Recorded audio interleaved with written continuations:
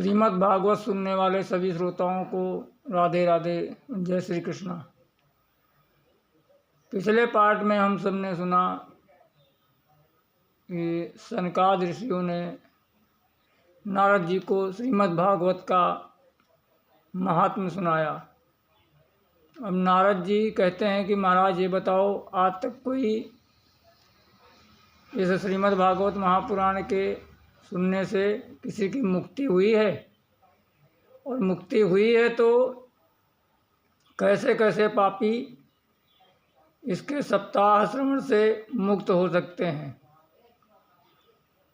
तब सनकादि ऋषि कहते हैं कि नारद जी, कैसे कैसे की तो बात ही छोड़ो। जिसने जीवन भर कुछ ना किया हो, केवल पाप ही पाप किया हो और हरदम कुमार्ग पे ही चलता हो, ये मानवाः पापकृतस्तु सर्वदा सदा दुराचाररता विमार्गगाः क्रोधाग्निदग्धा कुटिलाश्च कामिना सप्ताहयज्ञेन कलौ पुनन्ति ते। जो मनुष्य ने जीवन भर पाप ही किया हो और सदा कुमार्ग में चला हो और क्रोध में जलता हो, कुटिल हो, कामी हो, वो भी सप्ताह यज्ञेन कलौ पुनन्ति ते। सप्ताह विधि के श्रवण से वो भी कलयुग में पुनन्त यानी पावन हो जाता है। और सनकादि नारद जी कहते हैं कि महाराज, आप कोई प्रमाण दो कि आज तक कोई हुआ है? तो सनकादि ऋषि कहते हैं कि नारद जी सुनो, अत्र ते कीर्तिस्याम इतिहासं पुरातनम् यस्य श्रवणमात्रेण पापहानि प्रजायते। सनकादि ऋषि कहते हैं कि नारद जी, इसके विषय में मैं तुमको एक ऐतिहासिक घटना सुनाता हूँ और इसके केवल श्रवण मात्र से ही जितने भी पाप हैं वो सभी खत्म हो जाएंगे, भस्म हो जाएंगे। तो सनकादि कहते हैं कि तुंगभद्रा तटे पूर्वं भूत्पत्तनमुत्तमम्। तुंगभद्रा नदी के किनारे एक अनुपम नगर था और उस नगर में एक आत्मदेव नाम के ब्राह्मण रहते थे। आत्मदेव पुरे तस्मिन् सर्ववेद विशारदा। और ब्राह्मण कैसे थे कि सर्ववेद विशारदा, सभी वेद वेदांग में पारंगत थे। और श्रोत स्मार्ते सुनिश्रणातो द्वितीय युग भास्करा। और श्रोत और स्मार्त, जो श्रवण और स्मरण, सुनने में और स्मरण याद करने में तथा यज्ञादि के विधि विधान को जानने वाले थे। और सनकादि ऋषि कह रहे हैं कि द्वितीय इव भास्करा, उनका ज्ञान ऐसा था कि जैसे दूसरे सूर्य, इस प्रकार वो ज्ञान से प्रकाशमान हो रहे थे। और उनकी पत्नी का नाम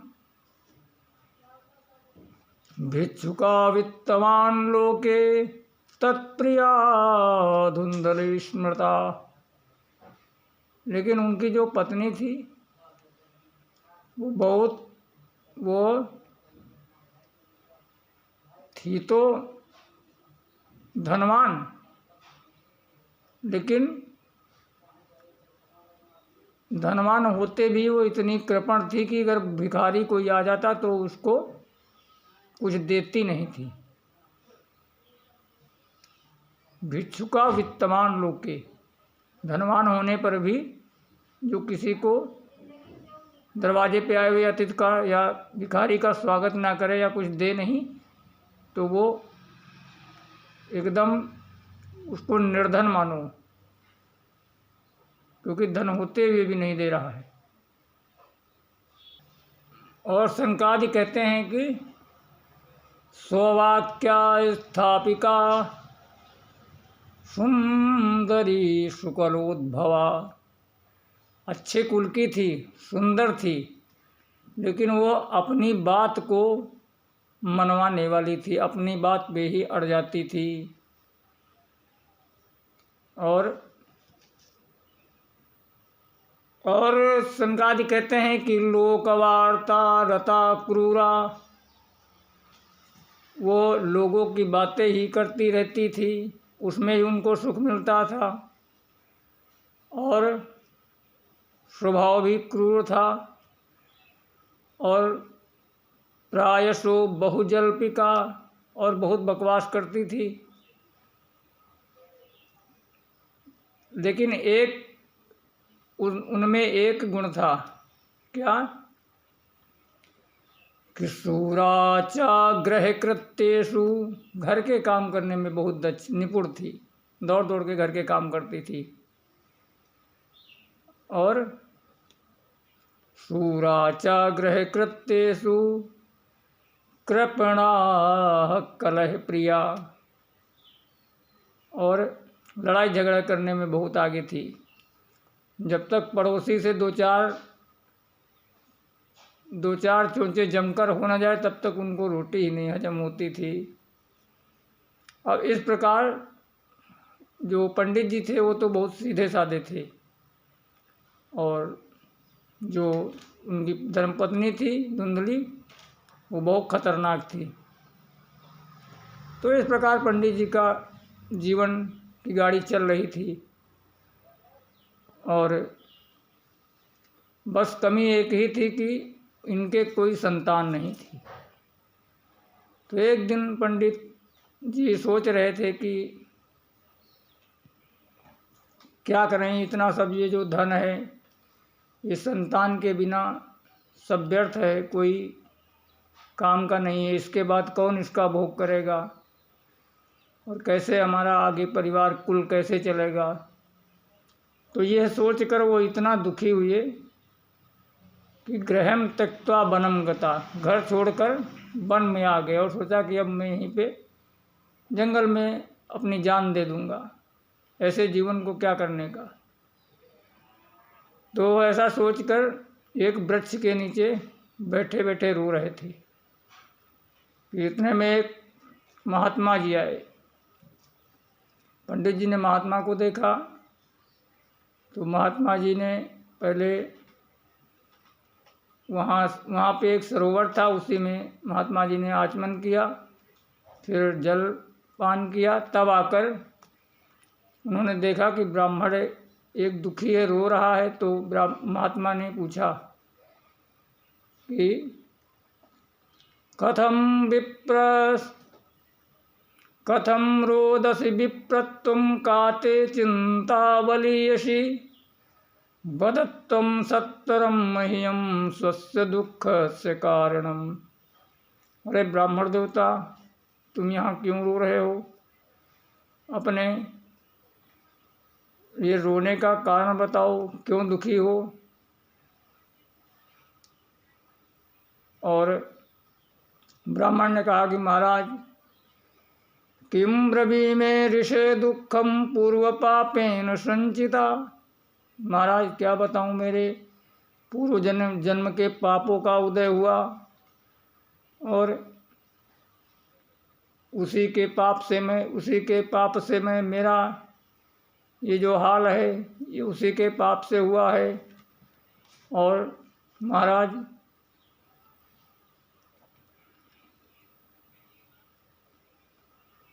और ब्राह्मण देवता कहते हैं मदीया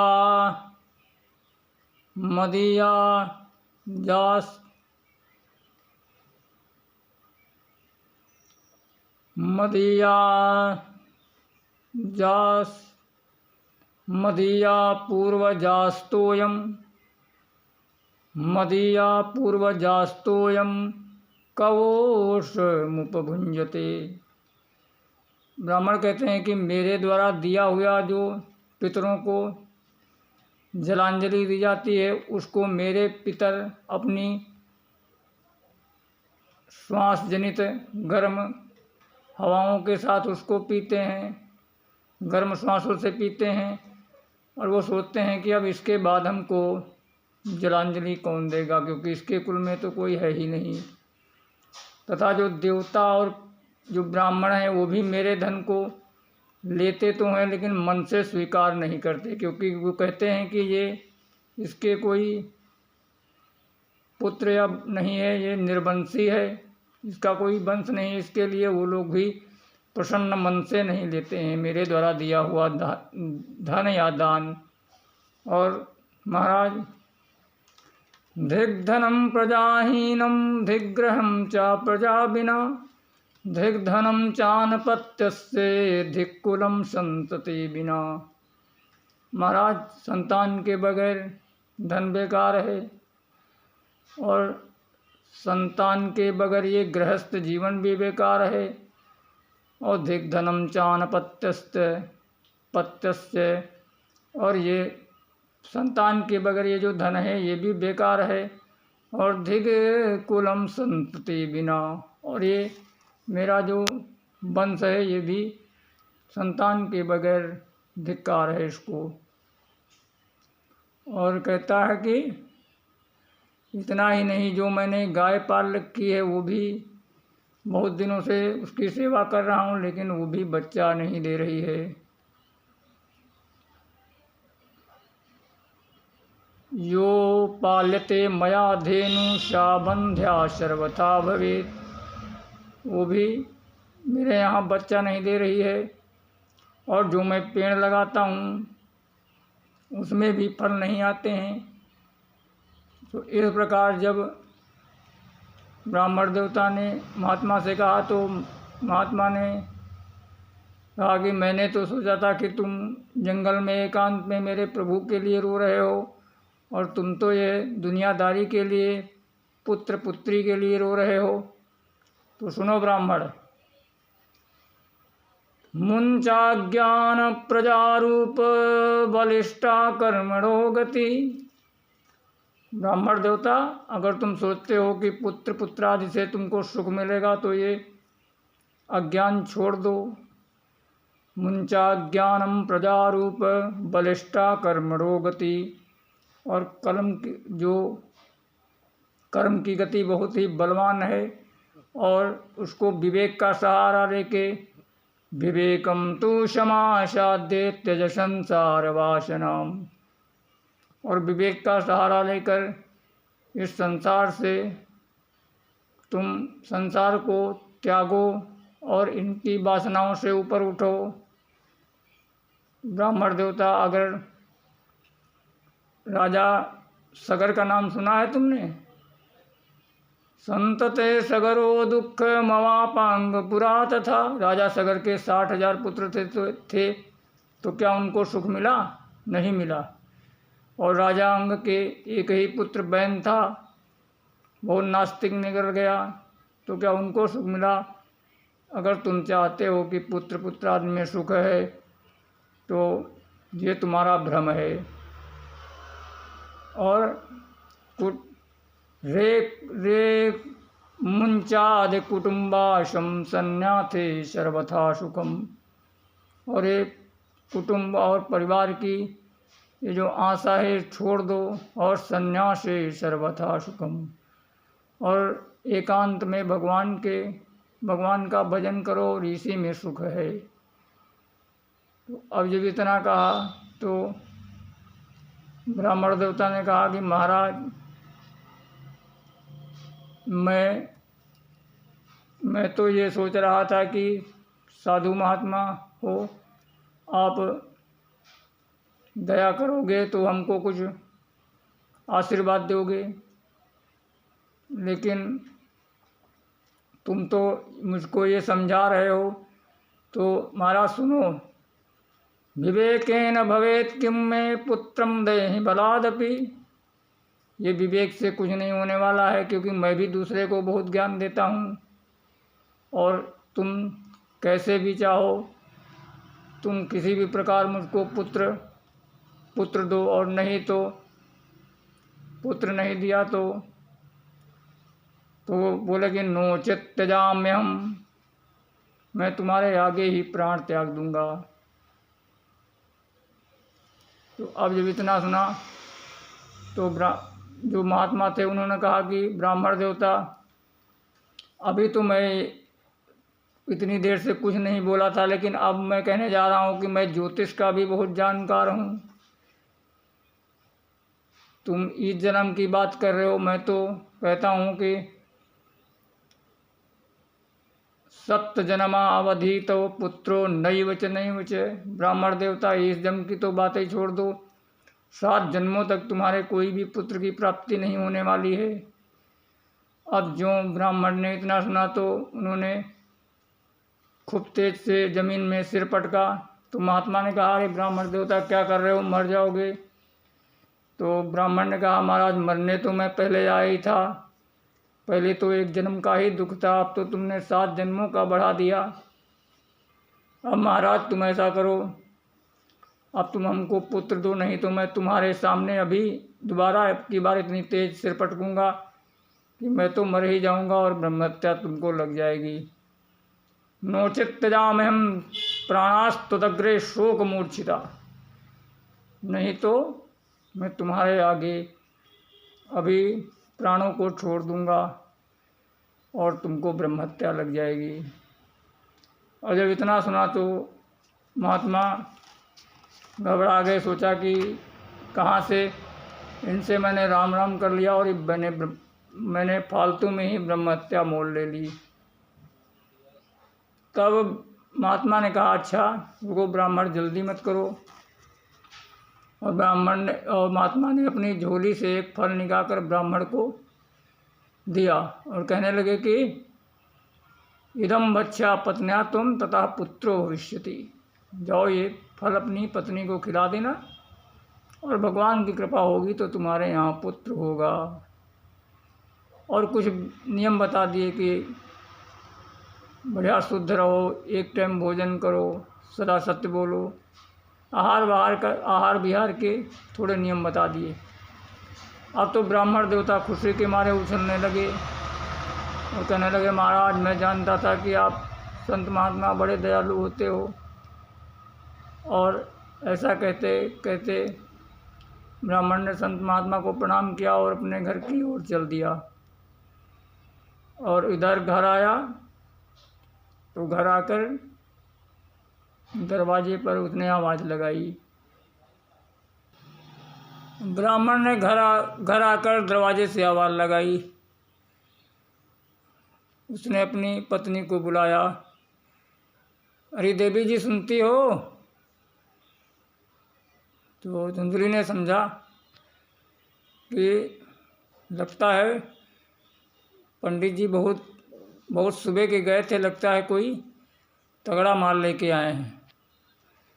तो वो दौड़ के आई और बोली, क्या है, क्यों चिल्ला रहे हो? तो पंडित जी ने कहा कि अरे ये संत महात्मा ने एक फल दिया है और इसको तू खाएगी तो अपने यहाँ भी बेटा हो जाएगा। तो धुंधली ने कहा, चिल्ला तो ऐसे रहे थे जैसे कोई नौलखा हार लेके आए हो। और धुंधली ने कहा, ठीक है, अभी मैं पहले।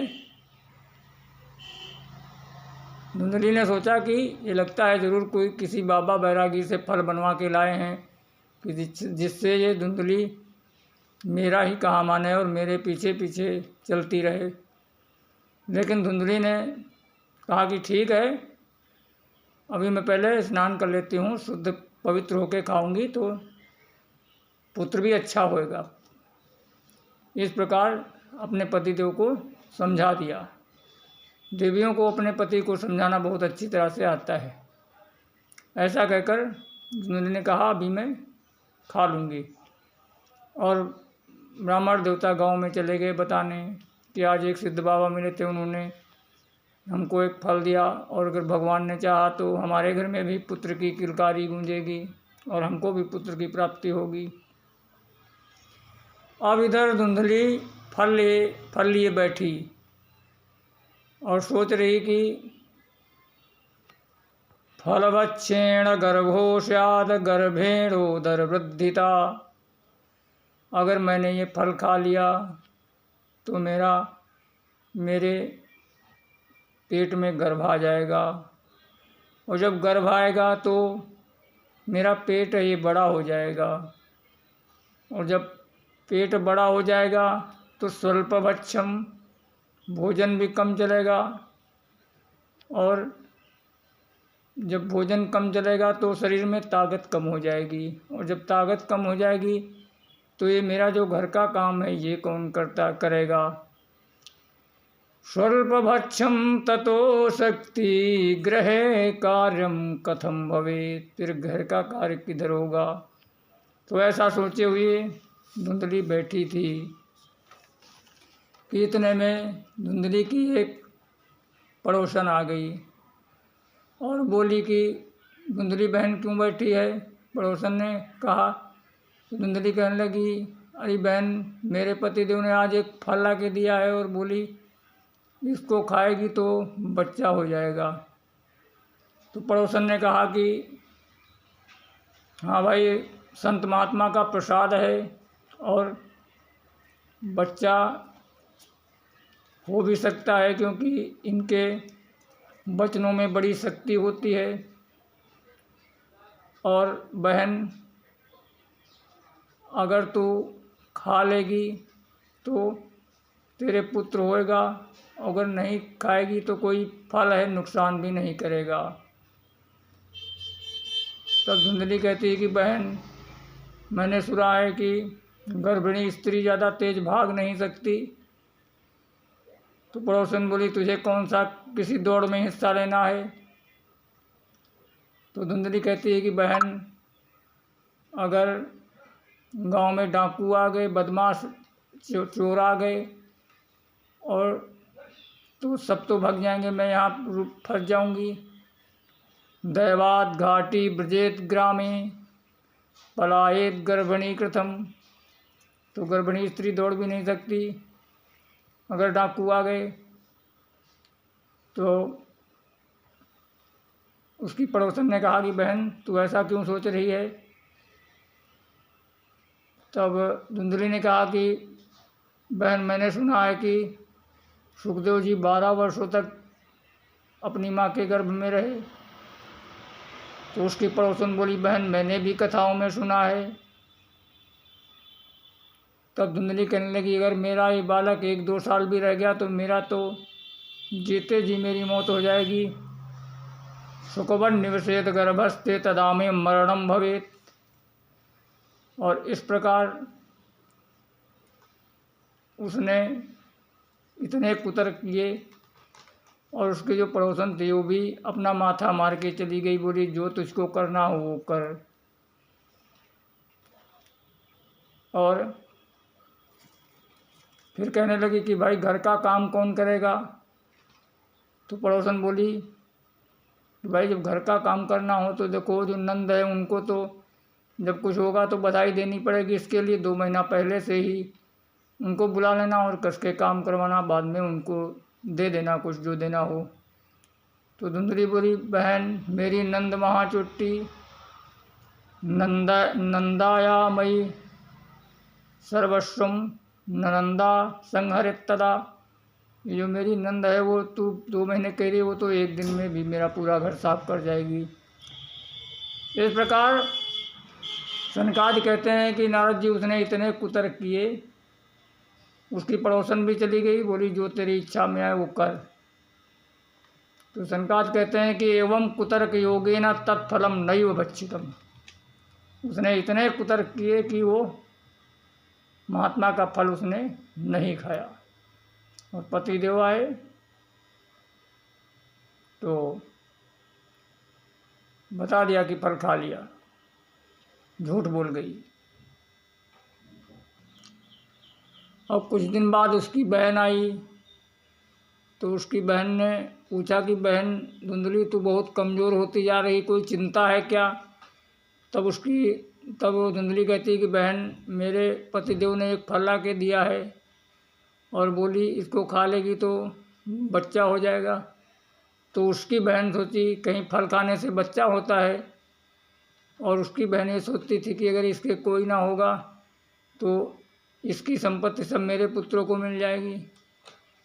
तब उसने कहा कि बहन, तू एक काम कर, मेरे इतने पुत्र ऐसे ही हैं, और अब की बार जो होगा वो पुत्र तुमको दे दूंगी, और उसके बदले में तुम हमको थोड़ा सा धन दे देना। और ऐसा कहकर उसने धुंधली को समझा दिया, और उससे कहा कि धुंधली देख, तेरी जो गाय है वो भी आज तक कोई बच्चा नहीं दिया, तो ये फल तू उस गाय को खिला दे, अगर फल की परीक्षा भी हो जाएगी और गाय को खिला दे। ऐसा कर कर उसने धुंधली को समझा दिया। अब धुंधली तो बहुत खुश हो गई, बोली बहन हो तो तेरी जैसी हो, तूने मेरी समस्या चुटकी में हल कर दी। और ऐसा कहकर वो तो चली गई। और कुछ दिन तक, थोड़े दिन बाद ब्राह्मण जी को वो धुंधली ने ब्राह्मण को कहा कि महाराज फायदा हो रहा है। और 6 महीने बाद जब उसकी बहन के पुत्र हुआ तो वह रात में आके धुंधली को दे दिया उसने। और सुबह में धुंधली ने अपने पति को बताया कि महाराज पुत्र हो गया। तो ब्राह्मण देवता ने खूब हर्षोल्लास के साथ खूब धूमधाम से सभी को बुलाया और सबको सब कुछ दिया, खूब दान दिया, और खूब गरीबों को धन धान्य लुटाया। और अब इसके ठीक 3 महीने बाद, त्रिमासे निर्गते चाथ साधेनु शशुवेर्भकम, और उसके 3 महीने बाद उस गाय ने भी एक बच्चे को जन्म दिया, साधेनु शशुवेर्भकम। और बालक कहता था, कैसा था? सर्वांग सुंदरम दिव्यम निर्मलम कनकप्रभम। उसके सभी अंग बहुत सुंदर थे और सोने के समान चमक रहे थे, लेकिन वो एकदम मनुष्य के पुत्र जैसा था, लेकिन उसके जो कान थे वो गाय की तरह थे। अब थोड़े दिन में दोनों बच्चों का नामकरण होने को हुआ। तो धुंधली ने कहा कि जो गाय के पुत्र था उसके कान गाय जैसे थे, इसके लिए पंडित जी ने उसका नाम रखा गोकर्ण। और जब धुंधली के पुत्र को नाम रखने को हुए तो धुंधली बोली कि 9 महीने मैंने रखा अपने पेट में और नाम सबके तुम ही रखोगे, इसका नाम मैं रखूँगी। तो पंडित जी बोले ठीक ठीक, क्यों नाराज़ होती हो, तुम ही नाम रख लो। तो धुंधली ने कहा कि मेरा नाम धुंधली और मेरे बेटे का नाम धुंधकारी होना चाहिए। तो पंडित जी ने प्रसन्नतापूर्वक अनुमोदन कर दिया। अब जब गाय ने भी पुत्र दिया तो जितने गांव के लोग थे सभी लोग पंडित जी को बधाई देने आ गए और उनके भाग्य की सराहना करने लगे। भाग्योदयोधुना जाता आत्मदेवस्य पश्यत धेनवः बालः प्रसूतस्तु देवरूपेति कौतुकम्। सभी जितने भी गांव के लोग थे वो ब्राह्मण जी के पास आए और कहने लगे कि देखो इनका कैसा भाग्य उदय हुआ, कहाँ ये एक पुत्र के मुख देखने के तरस रहे थे और कहाँ आज इनकी गाय ने भी पुत्र दे दिया। ये कैसा विधाता का कौतूहल है। और इस प्रकार थोड़े दिन बाद कितकालीन तौ जातो तरुणा तनया बुभौ, और थोड़े दिन के बाद दोनों बच्चे धीरे धीरे तरुण होने लगे। और धुंधकारी और गोकर्णा पंडितो ज्ञानी धुंधकारी महाखला। और जो गोकर्ण जी थे वो बहुत विद्वान थे, लेकिन जो धुंधकारी था वो महाखला, बहुत ही दुष्ट था। खल का अर्थ होता है जो केवल खाए और लड़े, वो है खल। और दोनों ने ख्याति प्राप्त किया। गोकर्ण जी विद्वान थे, इसके लिए विख्यात हुए। और जो गोकर्ण था, जो धुंधकारी था, वो बहुत ही दुष्ट था, इसलिए वो कुख्यात हो गया। एक हुआ विख्यात तो दूसरा हुआ कुख्यात। अब गोकर्ण जी जिधर से निकल जाते उधर सब कोई उनको प्रणाम करता और स्वागत करता, और धुंधकारी जिधर से निकल जाता जिधर से निकलता उधर सबके दरवाजे बंद हो जाते। और ये जब थोड़ा और बड़ा हुआ तो यह चोरी करने लगा और शराब पीने लगा, जुआ खेलने लगा। इस प्रकार इसने अपने पिता का जितना भी धन था वो सभी बर्बाद कर दिया। अब तो इनके जो पिता थे ब्राह्मण देवता, वो परेशान हुए। अब वो सोचने लगे मैं क्या करूं, कहाँ जाऊं, इसने मुझे कहीं का भी नहीं छोड़ा। क्व तिष्ठामि क्व गच्छामि को मे दुःखम व्यपोहयेत्। बोले कहाँ जाऊं, कहाँ बैठूं, और अब मेरे दुख को कौन, इससे मेरे को निजात दिलाएगा। क्व तिष्ठामि क्व गच्छामि को मे दुःखम व्यपोहयेत् प्राणास्तजामि दुःखेन हा कष्टम मम संस्थितम। और लगता है मुझे इसके लिए एक दिन अपने प्राण को देना पड़ेगा। और ऐसा सोचकर वो दुखी हो रहे थे कि तब गोकर्ण जी ने आकर अपने पिता को बोधयामास जनकस्य वैराग्य। और गोकर्ण जी ने उनको अपने पिता को वैराग्य का उपदेश दिया। बोधयामास जनकस्य वैराग्य परिदर्शनम। गोकर्ण जी कहते हैं पिताजी, असारा खलु संसारो दुख रूपी विमोहका सुता कस्य धनम कस्य स्नेहवान ज्वलते निशम। कहते हैं पिताजी संसार ये नश्वर है और ये किसका हुआ है, और ये दुख का कारण है, और ये पुत्र और ये धन ये किसी के नहीं हुए हैं। सुता कस्य धनम कस्य स्नेहवान ज्वलते निशम। मनुष्य इनके पालन पोषण करने में दिए की तरह, चिराग की तरह दिन रात जलता रहता है। और पिताजी यहाँ पे सुखी कोई नहीं है। न चेन्द्रस्य सुखम किंचिन्न सुखम चक्रवर्तिना सुखमस्ति विरक्तस्य मुनिरेकांत जीविना। और पिताजी यहाँ पे ना तो इंद्र सुखी है, ना चक्रवर्ती राजा सुखी है। और सुखी कौन है? सुखमस्ति विरक्तस्य मुनिरेकांत जीविना। जो सुखी वही हैं जो एकांत में, नितांत में अपने भगवान का ध्यान करते हैं। संत और महात्मा वही सुखी हैं, और कोई सुखी नहीं है, सब दुखी हैं।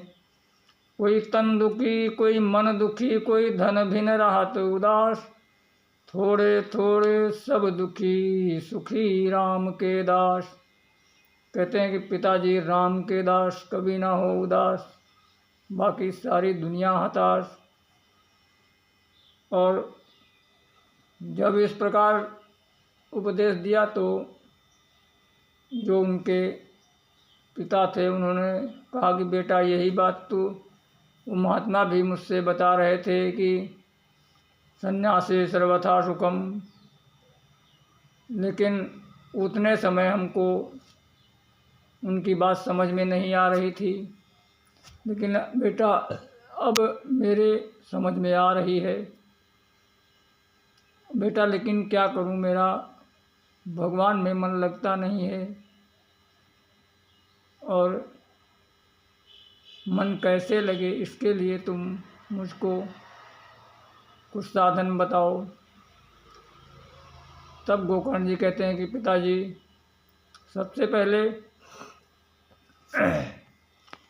देहस्तिमांसरुधिरे भिमतिं त्यजत्वं जायाश्रुतादिषु सदा ममता विमुञ्च पश्यानिशं जगदिदं क्षणभङ्गनिष्ठं वैराग्यरागरसिको भवभक्तिनिष्ठा धर्मं भजस्व सततं त्यज लोकधर्मान् सेवस्य साधुपुरुषां जहि कां तृष्णाम् अन्यस्य दोषगुणचिन्तनमाशु मुक्त्वा सेवाकथारसमुहो नितरां पिबत्वम् सेवाकथारसमुहो नितरां पिबत्वम्।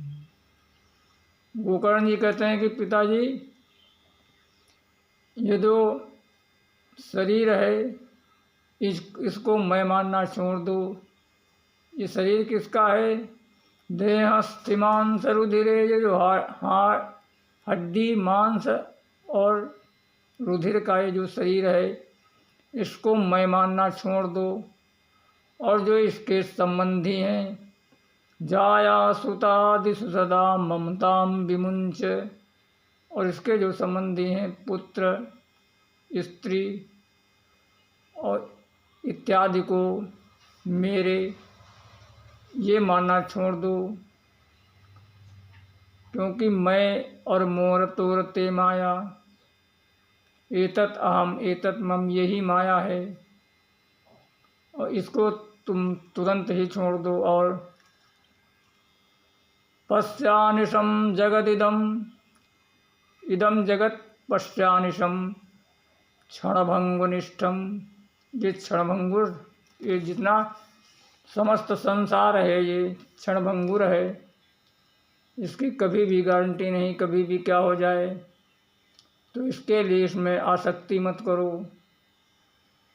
पश्यानिशम जगदिदम क्षणभंगुनिष्ठम वैराग्य रसिको भव भक्ति निष्ठा, और वैराग्य के रसिक होकर तथा भगवान का भजन करो, यही सबसे बड़ा सार है।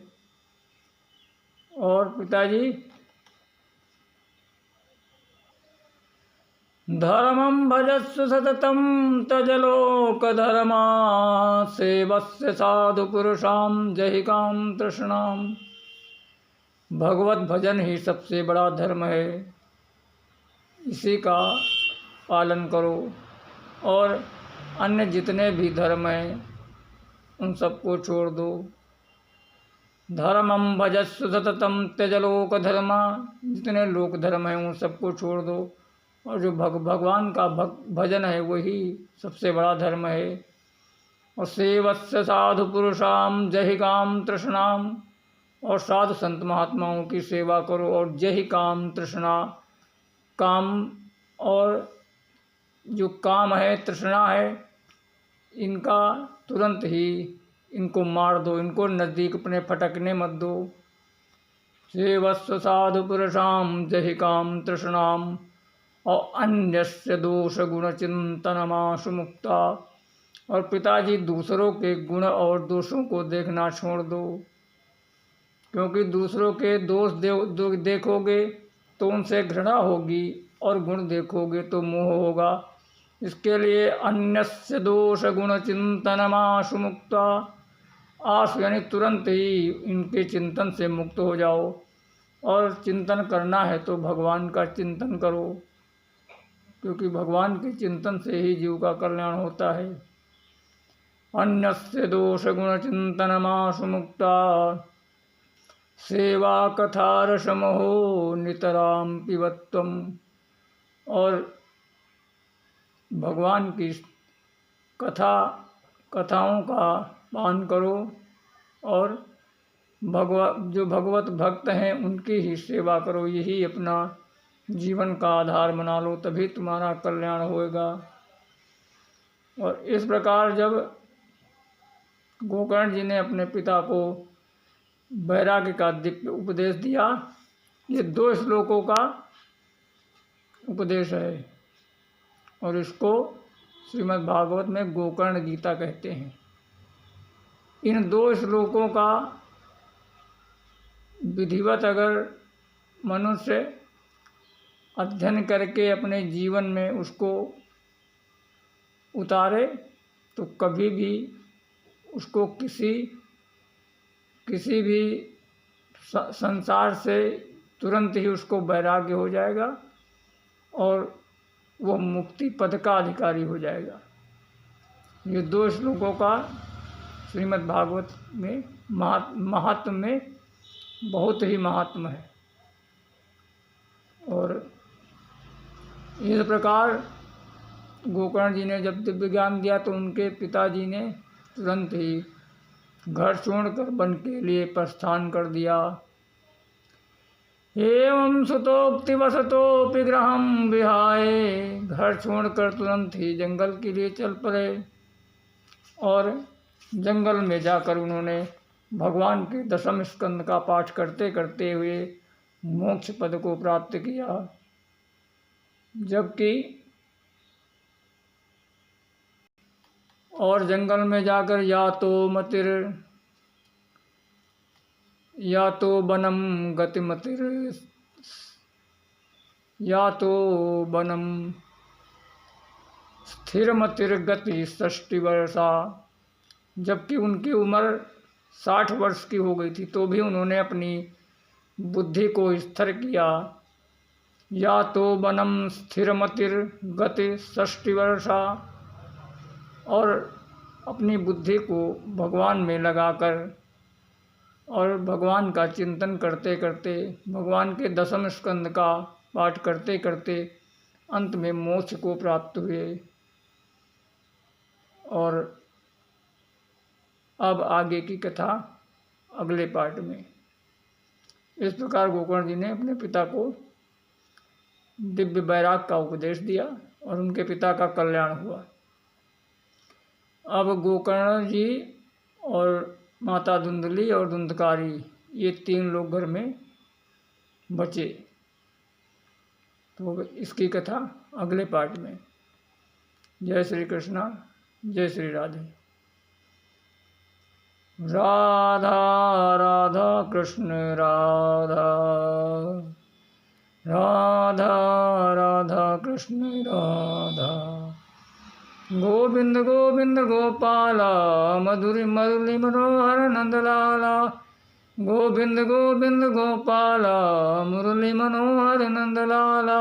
राधा राधा कृष्ण राधा, राधा राधा कृष्ण राधा।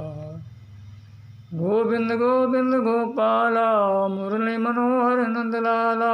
राधा राधा कृष्ण राधा। बोलो वृंदावन बिहारी लाल की जय। बोलो भक्तवत्सल भगवान की जय।